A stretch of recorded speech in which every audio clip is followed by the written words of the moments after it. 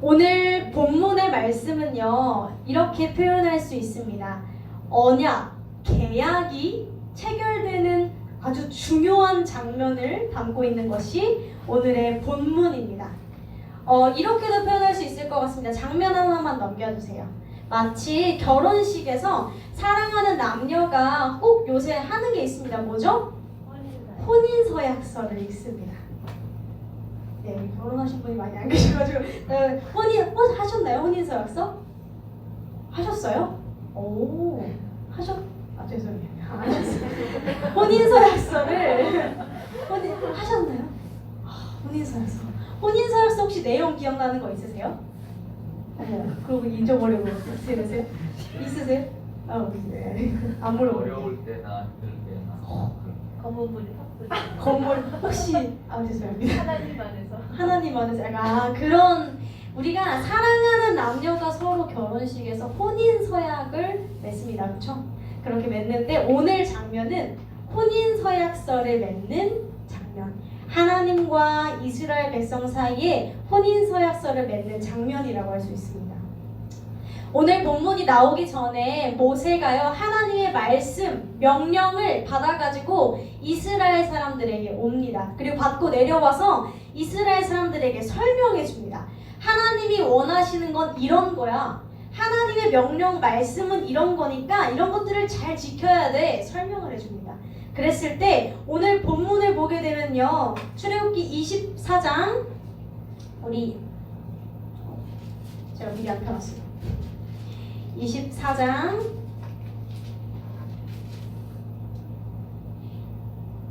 3절을 보게 되면 모세가 와서 여호와의 모든 말씀과 율례를 백성에게 전했습니다. 그들이 한 목소리로 응답하여 이르되 여호와께서 말씀하신 모든 것을 우리가 준행하겠나이다 라고 대답합니다. 우리가 다 하겠습니다 라고 자신 있게 얘기합니다.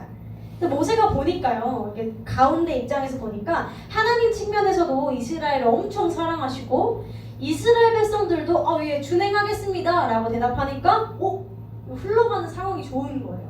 마치 이런 거죠. 우리 목사님이 사역을 하시는데, 목회를 하시는데 성도들이 막 왔는데 오자마자 주여 아버지 막 이렇게 터진 거예요. 목사님 입장에서 세례 줘야겠는데? 그러니까 이렇게 생각을 하신단 말이죠. 그래서 바로 이 언약식을 맺어야겠다 라고 해서 모세가 잠도 안 자고 그 다음날에 바로 아침에 언약식을 체결합니다. 그래서 오늘 보면요, 5절에서 8절까지의 내용이 그 내용이 담겨져 있습니다. 어떤 걸 하나요? 5절에서 8절에 보니까 뭐뭐 나오죠? 예, 번제와 화목제 드리고 뭐 한 거 다 얘기해도 돼요.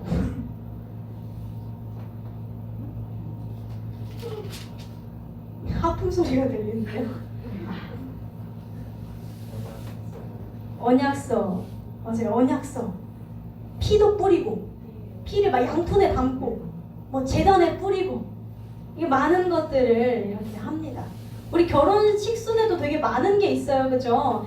양가 부모 인사, 뭐 맞절, 뭐 혼인 서약서. 저도 결혼식 잘 안 가봐서 몰라요. 축가, 뭐 축사, 무슨 되게 많더라고요. 많은데 이 모세와 하나님, 이스라엘 백성들 이 언약식도 뭔가 되게 많았어요. 근데 여기에서 피 뿌린다 라는 단어가 등장하는데요, 우리 기독교는 보혈, 이 피를 되게 자주 얘기합니다. 그런데 오늘 본문을 보게 되면요, 피를 뿌려서 하나님과 이스라엘 백성들이 서로 계약을 맺는 것을, 서로 언약하는 것을 볼 수 있습니다. 그런데 사실 이 방법은요, 모세가 만들어낸 것도 아니고요, 하나님이 특별히 모세에게 일정한 방법을 주신 것도 아니었어요. 그럼 왜 이런 별난 피 뿌리는 방법을 썼느냐? 이 당시에는 계약을 쓸 때 이렇게 했어요. 계약을 쓸 때 원래 피를 뿌렸어요. 그러니까 이런 거예요. 우리 요새는 계약할 때 어떻게 하나요? 도장 직접. 우리 목사님 많이 써보셨나요? 도장을 찍습니다. 그리고 사인도 합니다. 그죠? 우리들은 이렇게 계약하는 문화가 익숙한데 이스라엘 백성들에게는 계약 방식이 어떠했냐면요. 피의 언약이라는 게 있었어요. 피의 언약. 이게 뭐냐면요. 동등한 위치에 있는 두 사람이 서로 견제하는 거예요. 어떤 거냐면 한 번만 넘겨주시겠어요? 이게 실제로 이건 아니에요. 실제로 이건 아닌데 마치 이런 것처럼 서로 이렇게 견제를 하고 있다가 예를 들어 이런 거예요. 자, 김나연 씨, 저의 요구 조건은 저와 함께 있을 때 삼겹살을 먹는 겁니다. 제 요구 조건이요. 제 계약 사항이에요. 근데 김나연 씨는 그러면 이틀에 한 번은 엽떡을 먹는 겁니다. 이렇게 계약을 저한테 걸었어요. 서로 이렇게 칼을 겨누고 있는 거예요. 그러다가 갑자기 이틀에 한 번 먹던 삼겹살을 제가 그 다음날 또 시켰어요. 그러면은 나연 성도가 저를 칼로 목을 베는 거예요. 계약사항을 안 지켰으니까. 서로 칼을 겨누고 있다가 허튼 짓을 하거나 이 계약 요건에 맞지 않은 행동을 하면 뱅강 피를 봐야 하는 계약. 그만큼 이 계약의 내용은 너무 중요하다라고 할 때 이 피의 언약이라는 걸 썼어요. 오, 아멘. 자, 다시 말해 이것을 하나님과 이스라엘 백성들 사이에 접목해보면 이렇게 알 수 있습니다. 하나님께서는 이스라엘 백성들을 지키지 않으시면 하나님이 피를 흘리시겠다. 내가 너희를 지키지 않으면 내가 피를 흘릴게 라고 하신 것이고, 이스라엘 백성들은 우리가 하나님께 순종하지 않으면 피를 흘리겠습니다. 피 보겠습니다. 이렇게 계약을 하게 된 겁니다. 근데 일단 이조차도 우리들에게는 엄청난 감사라는 것을 알 수 있는 것이, 하나님께서 이건 분명 동등한 위치라고 했잖아요. 그렇죠? 나연 성도랑 저랑은 동등한 위치예요. 그렇죠? 근데 이제 가령 이런 거죠. 제가 목사님한테 이렇게, 그럼 이제 목사님이 저를 지금 째려보고 계시네. 약간 이런 거죠. 너 내가 잘해줬더니 맘먹으러 드네? 이런 느낌이죠. 왜냐면 목사님과 저랑 갑과 을이거든요. 이게 그렇잖아요. 이게 상사와 갑과 을이에요. 갑과 을. 제가 이렇게 서로 동등한 위치에서 이렇게 칼을 겨눌 수가 없어요. 그렇죠? 계약이 근데 이 계약은 동등한 위치에 있어야 되는 계약이란 말이에요. 자, 하나님은 창조주시고 사람은 피조물이에요. 절대로 동등한 위치에 설 수 없는데 하나님께서 동등한 위치에서 계약을 거신 것만으로도 일단 너무 우리를 존중하셨다라는 뜻을 이야기해요. 자, 그런데 이렇게 존중해 주셨는데 문제는 이스라엘 백성들이 그래서 잘 순종했나요? 안 했어요. 혹시 아시는 분들도 있을지 모르겠는데 이 계약 내용을 받고 내려오자마자 바로 아직 내려오지도 않았는데 자기들끼리 밑에서 황금 송아지를 만들었어요. 저 황금 송아지가 우리를 살려줄 것이다. 여기서 한 달도 안 된 시간 속에서, 그리고 그 후에도 구약의 내용들을 계속 보게 되면 불순종하고 하나님 배신하고 바람 피고 계속 그래요. 마치 결혼한 두 부부가 혼인서약서에 평생 아플 때나 힘들 때나 기쁠 때나 슬플 때나 언제나 사랑하겠습니다 해놓고 계속 바람을 피는 거예요. 사실 이미 계약은 깨진 거나 다를 바가 없죠. 그리고 우리들의 삶만 두고 생각을 해봐도 우리가 그렇게 하나님께 매 순간 순종하지는 않는 것 같아요. 우리가 죄를 안 짓는 것 같지도 않아요. 자, 그럼 일단 하나님께서 한없는 자비로 베풀어 주신 그 동등한 위치의 계약이 이미 깨졌다는 거예요. 이미 박살이 나고 있어요. 이미 박살이 났어요.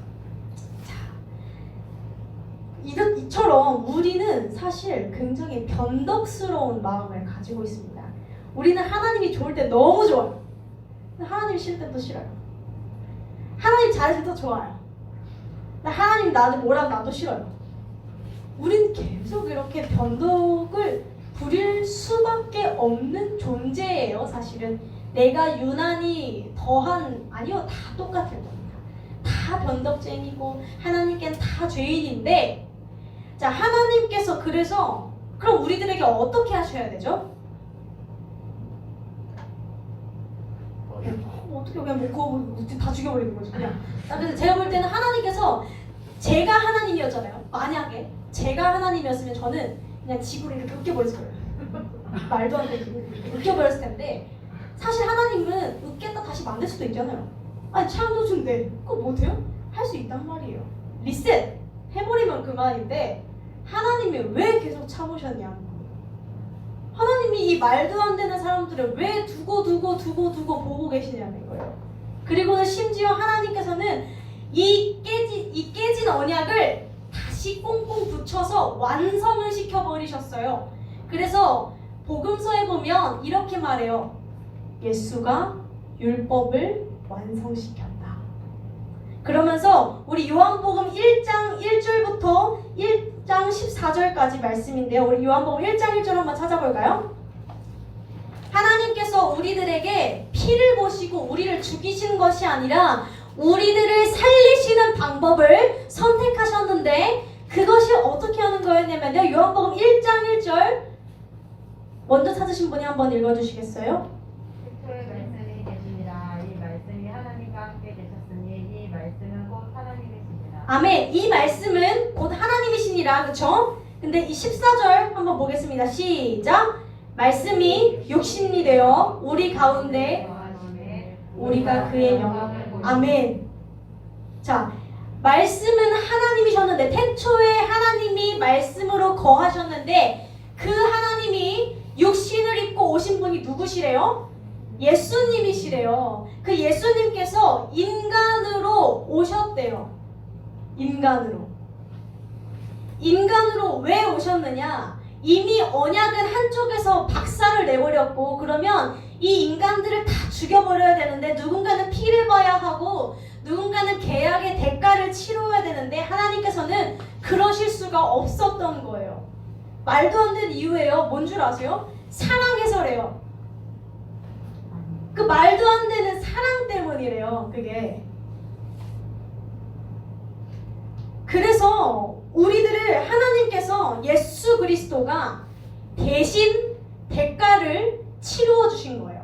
대신 예수님의 피로 우리들의 피를 흘려야 될 것을 예수님이 인간으로 오셔서 인간의 입장에서 대신 피를 흘리심으로 그 계약이 성립이 되도록 하셨다라는 것이 예수께서 이 땅에 오신 사건, 십자가 사건입니다.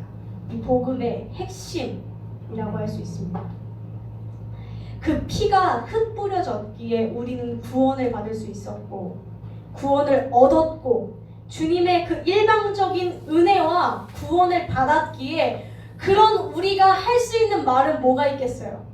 예, 하나님 감사합니다. 이거밖에 없어요. 우리가 신앙인이 된다라는 건요, 하나님께 엄청나게 뭔가를 많이 하는 게 아니에요. 하나님께 우리가 할 수 있는 거 생각보다 많이 없어요. 우리가 뭘 얼마나 할 건데요? 내가 뭘 대단한 걸 할 건가요? 아니요. 하나님이 알아서 하세요. 다만 우리는 하나님이 선택하시고 결단 내리신 그 은혜에 감사합니다. 그뿐이에요. 우리는요, 이 구원에 대해서 내가 노력해서 얻었다라고 생각하면 절대 안 돼요. 이런 느낌이에요. 굉장히 엄청난 부자가 한 거지에게 마음이 너무 안타까워서, 노숙인에게 마음이 너무 안타까워서 이걸로 한 달 생활비 하십시오. 돈을 이렇게 줬어요. 거액의 돈을 줬어요. 거액의 돈을 줬는데 그 노숙인이 자리에서 박차고 일어나서 움직이면서 다른 노숙인들한테 말하는 거야. 야, 내가 요 앞에 가지고 잘 보이는 데 서 있었더니 돈 주더라. 내가 너네들보다 좀 약간 동냥을 잘했잖아. 그래서 주더라. 야, 이렇게 한다라면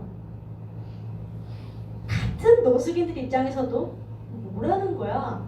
일 것이고, 그 돈을 쥐어준, 선물을 준 부자 입장에서도 뭐라는 거야? 할 것입니다.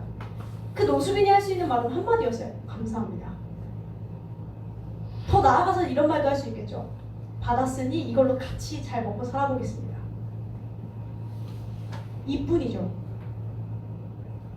우리는요, 이 피의 대가가 얼마나 대단한 건 줄 알아야 돼요.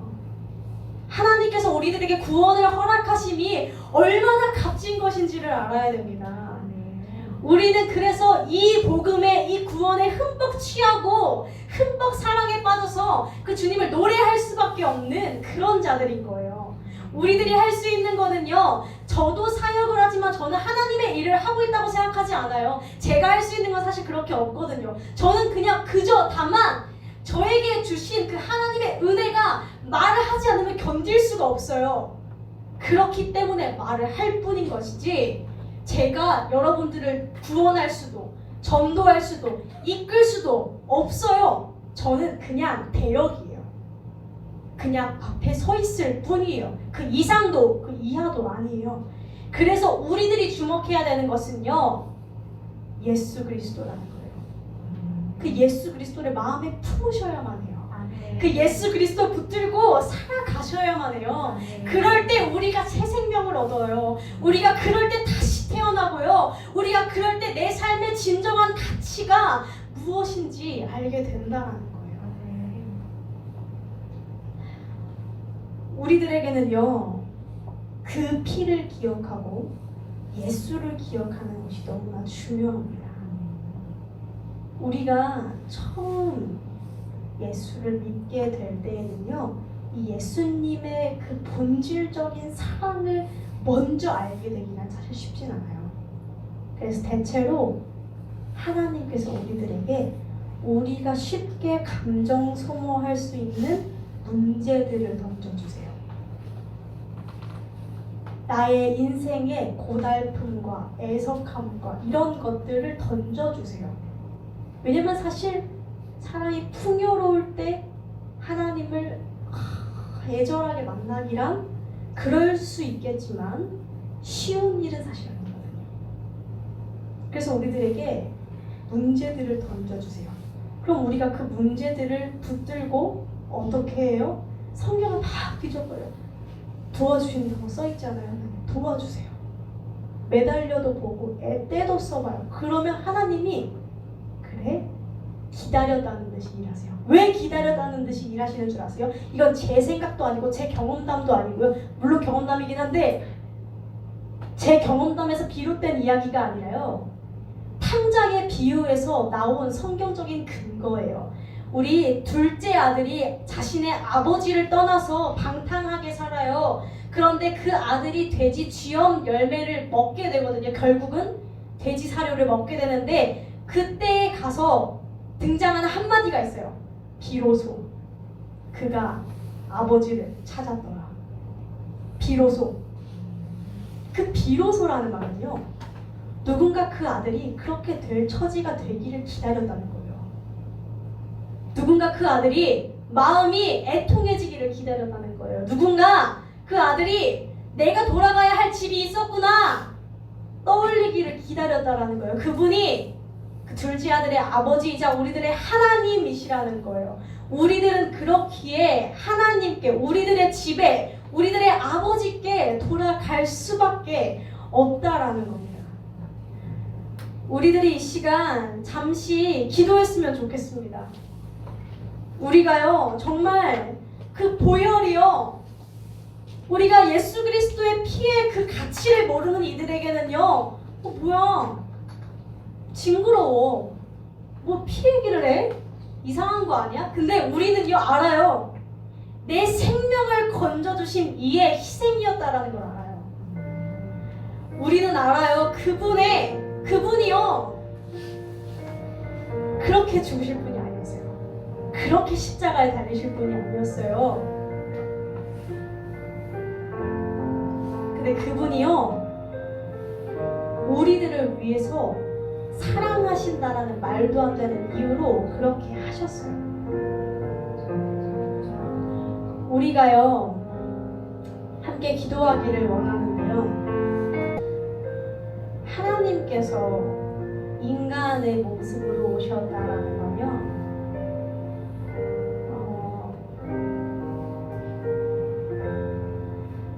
어떻게 말로 설명할 수가 없네요.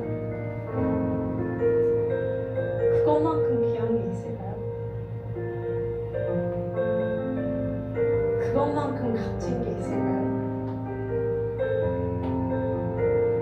그에 대한 가치를 아셨으면 좋겠어요. 기도했으면 좋겠습니다. 우리 이 시간 하나님이 날 사랑하시네 함께 고백했으면 좋겠습니다.